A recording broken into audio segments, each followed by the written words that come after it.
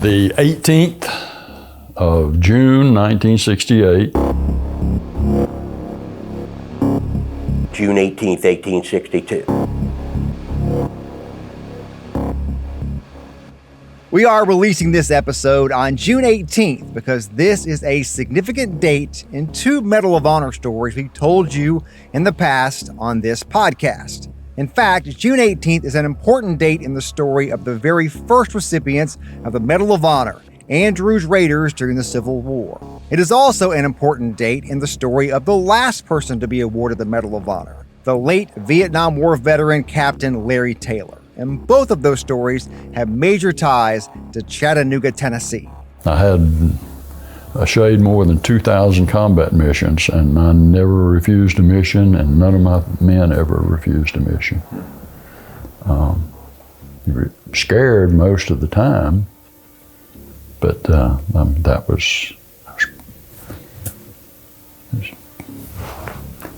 that's what we did.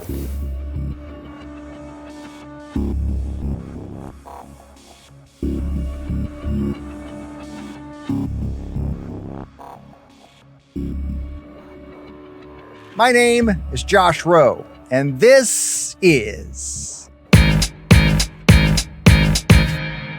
Tomorrow Town, Tennessee.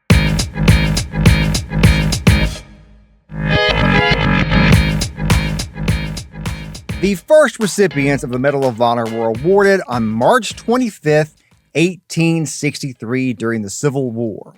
On that day, 6 members of a group called Andrews Raiders were awarded the Medal of Honor.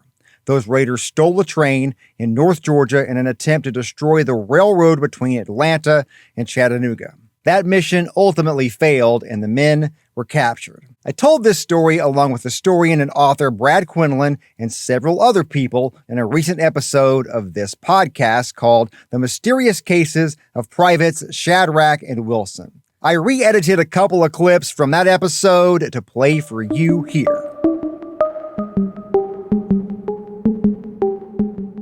That story begins with a meeting between the leader of the group, civilian scout James Andrews, and General O.M. Mitchell, who had set up camp near Shelbyville, Tennessee. He wanted to attack and take over Chattanooga. It's an important rail line. It's a river. So the plan. They would take 22 Union soldiers. Plus another civilian who happened to be at the camp. So 2 civilians and 22 soldiers total left Shelbyville on the mission. They would go in small groups of 3 and 4. Head to Georgia. Steal a train called the General. But by the time they got on that train, those 24 men were now down to 20. 2 civilians, 18 soldiers. But the plan, it was still intact. The Raiders were going to race north on the train and rip up the railroad. And then the Confederates couldn't get reinforcements from Marietta up to Chattanooga. Then the Union takes Chattanooga and ends the war quickly. Easy. No problem. Well, everything fell apart very quickly. Oh. William Fuller, the conductor of the General, he started chasing the train and screaming, "They're stealing my train, they're stealing my train." A lot of that falling apart happened near and in Chattanooga, Tennessee. And today, you can find many of the places where some of the worst of the falling apart happened. The engine ran out of wood and water at Ringgold. There's still today a marker right next to the railroad where the train still runs today. The marker sits right next to a road on one side, Georgia State Route 151, or Ooltewah-Ringgold Road. The railroad is on the other side of the marker and is surrounded by a few scattered small homes. The marker tells the story of Andrews Raiders and the great locomotive chase.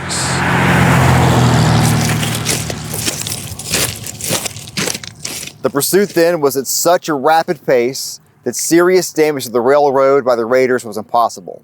The General was abandoned by the Raiders on account of lack of fuel, and the close pursuit. They had to abandon the train. They were just under 20 miles from Chattanooga. So they actually then were captured over the course of the next weeks. And that is when this story takes a dark turn for the Raiders. Taken here in Chattanooga in a prison. There is another historical marker on Lookout Street in downtown Chattanooga that marks the spot where that jail stood. The Raiders described the jail as a dungeon, handcuffed and chained together by the neck. No windows, so no sunlight. They were crawled over by rats and mice. Terrible situation. Now, during the few weeks the Raiders were in the jail in Chattanooga, James Andrews, the civilian leader, was court-martialed there. The book, Stealing the General by Russell S. Bonds, gives us a specific location of the trial in Civil War-era Chattanooga. It's hard to imagine that scene as you walk through the downtown streets of the city today. So back in 1862, in the corner of 4th and Market in downtown Chattanooga, that was the location of the old National Guard Armory building. In that building is where they held the court-martial for James Andrews. He was tried as a spy and convicted and sentenced to death by hanging, and he was hanged there in Atlanta, Georgia. That spot now where the National Guard Armory used to sit, there's now a Mexican restaurant there. For years, it was an Applebee's. Andrews was taken to Atlanta and was hanged alone. On June 7th, 1862. The rest of the jailed Raiders were moved to Atlanta as well. 7 more of them, including Shadrach and Wilson, were hung on June 18th, 1862. Now 7 men stood with their boots planted firmly in this Atlanta, Georgia dirt on these final moments of their short lives. Philip Gebhard Shadrach was a very religious man. One of his comrades described him like this: almost being obnoxious. When he was being taken out to be hung, he turned to the group and he said, "I'm not yet ready to meet my Jesus." On June 18, 1862, Shadrach and the 6 others were hanged near the old Oakland Cemetery in Atlanta. If you want to listen to that full episode, I have a link in the show notes of this episode. Of the 24 Andrews Raiders, 22 were soldiers, 2 civilians. Those 2 civilians were among the 8 people who were executed on June 18, 1862. 8 others escaped from prison and eventually made it back into Union territory. 6 remained in Confederate prisons until they were part of a prisoner exchange, and those 6 were the first recipients of the Medal of Honor. Eventually, 19 of the Andrews Raiders were awarded the medal, and there's currently a push to get 2 more of those soldiers the Medal of Honor. Both of those men, Philip Shadrach, as we mentioned in the clip earlier, and George Davenport Wilson, were publicly executed in the streets of Atlanta, Georgia on June 18, 1862.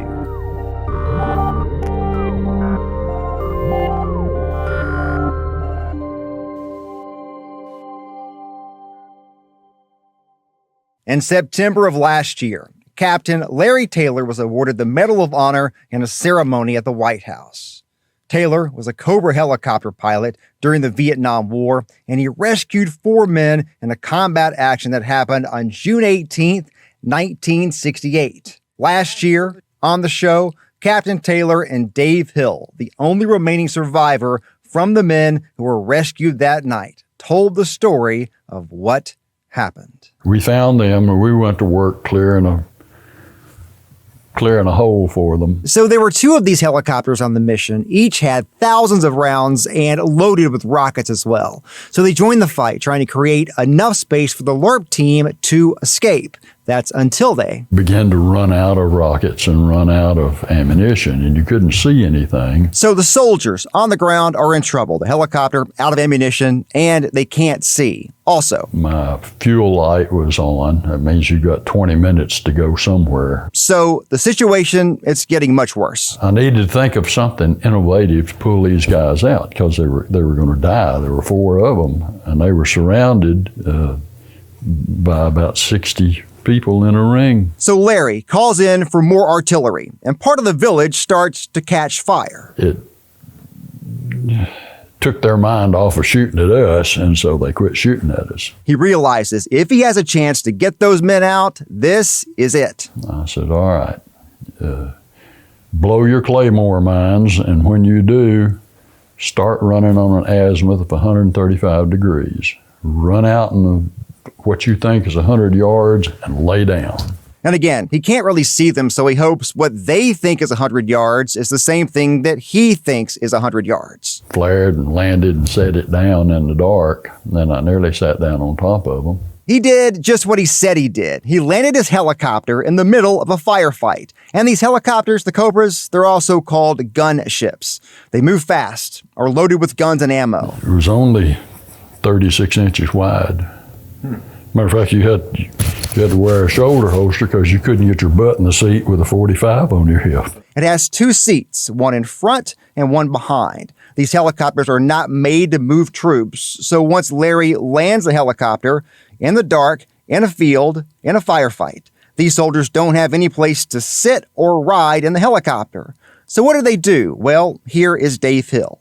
Dave Hill is one of the LRPs who had been in that firefight, who just ran 100 yards, fell to the ground, and now a Cobra helicopter is about to land on him. All of a sudden we feel this downdraft of wind, and here comes Taylor's Cobra, and he's landing. Hill says nobody told him what was about to happen. Taylor just figured if he landed, we'd figure a way to latch ourselves onto the aircraft. So two jumped on one side of the Cobra, and Dave Hill and another soldier jumped onto the now empty rocket pods on the other side. And rode like a horse backwards. Larry Taylor lifted those four soldiers out of that battle, out of danger. He saved their lives that night. Took us up to about 1,500 feet or 2,000 feet out of small arms range.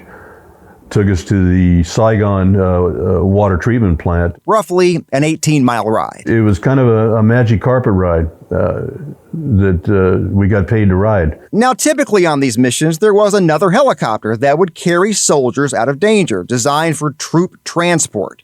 But that night, that helicopter had a technical problem and had to go back to the base camp. So what Larry did prior to that, there was no training for it. And as far as this group is aware, there was not another rescue like it in the Vietnam War. I went on and had other missions between this incident and when I went home. But it was never quite the same. When you're young, you basically feel like, and particularly doing a job in an elite unit, you feel immortal. And I found out that night we're not immortal. Just an incredible story. Captain Taylor was originally awarded the Silver Star for his part in the rescue. Dave Hill and several other people worked for years to get that Silver Star upgraded to the Medal of Honor. Captain Taylor was awarded the Medal of Honor 55 years after that combat action on September 5th, 2023. Captain Taylor passed away in January of this year.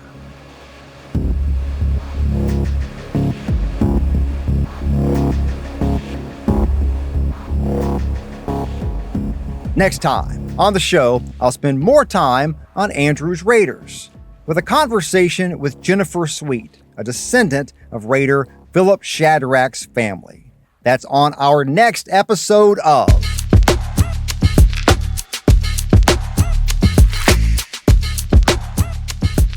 Tomorrowtown, Tennessee. This podcast is a production of News Channel 9, Fox Chattanooga, and Sinclair Broadcast Group Chattanooga. I hope you join me again real soon.